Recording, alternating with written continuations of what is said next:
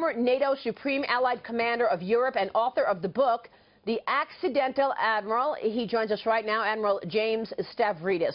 Good to see you, sir. Thanks so much for joining us. Great seeing you, Maria. When you hear something like this from the Taliban in Pakistan, does this make you feel like we are seeing an even worse situation when it comes to terrorism than we're talking a lot about ISIS, and here we have the Taliban sort of competing with ISIS to try to be, you know, as horrible?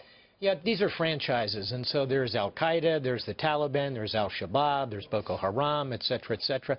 It's all part of this fear that I think is an undercurrent, Maria, that's in part driving these markets, the geopolitical piece that goes alongside the economic challenges that you've outlined. Yeah, I mean, you've got a lot of uncertainty out there. We do. And the global story cannot be underestimated in terms of geopolitics. Correct. And I would add, you've got the terrorism as one piece. You've got the Syrian, Iran, Saudi Arabian, contretemps in the Middle East, and then you drop a nuclear weapon in South Korea. There's a lot of geopolitical uncertainty that kind of underlies the economic situation. Yeah, let me bring in Anthony Scaramucci, SkyBridge Capital founder and CEO. Anthony, another tough day for markets this morning. We're talking about what's going on in terms of this horrible fatalities in Pakistan, but you're also seeing upset elsewhere. Yeah, well, I think the market's breaking down because of the earnings, and the foreseeability of the earnings is quite negative, coupled with the interest rate policies of the Federal Reserve.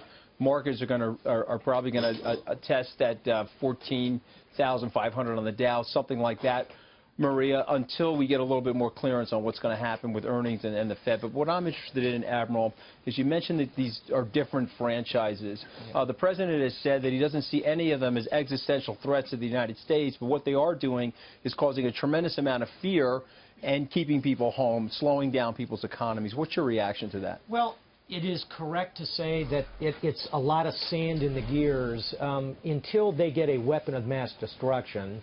Not impossible. Okay, so how likely is that, sir? I think that's a very low probability. So at this point, I'd say it's the terrorism piece, it's the Sunni Shia, Iran, Syrian piece in the Middle East, and the North Korean piece that are really driving this. We should point out that ISIS is also confirming the death of its notorious jihadi John. Yeah. In terms of ISIS and, you know, containing that, you know, it's not a country, it's a network. Indeed it is, and to fight a network, you have to be a network. So that means we need international coalitions, we need interagency cooperation, we even need private-public cooperation if we're going to address the Islamic State, both hard power and soft power over the longer term. Admiral, what I'm worried about, I was in Afghanistan with General Campbell 2 months ago. What I'm worried about is that they're still nesting in Afghanistan. You know this. We've been disrupting terrorist activity on the border near Tora Bora, and this disengagement by the American troops going down to 5,500, doesn't that give you some concern about our ability and our force capability in the region? It absolutely does. And, you know, we've seen this movie before just a couple of years ago when we pulled all of our troops out of Iraq. We had 15,000 troops that were going to remain to do the training, mentoring, and advising. We pulled them out. You can drop a line to the Islamic State from that decision.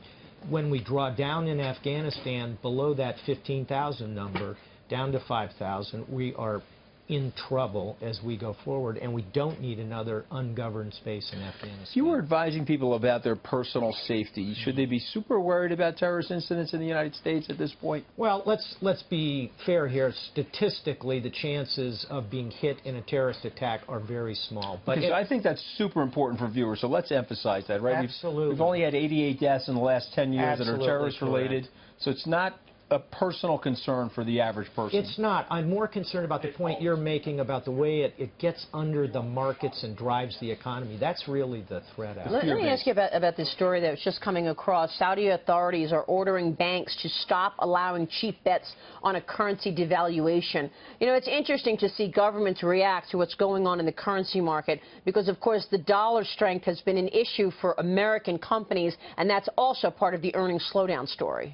Yeah, I think anytime you see significant, massive intervention that you can't justify, you begin to worry about how that's going to distort the markets and create these kind of discontinuities.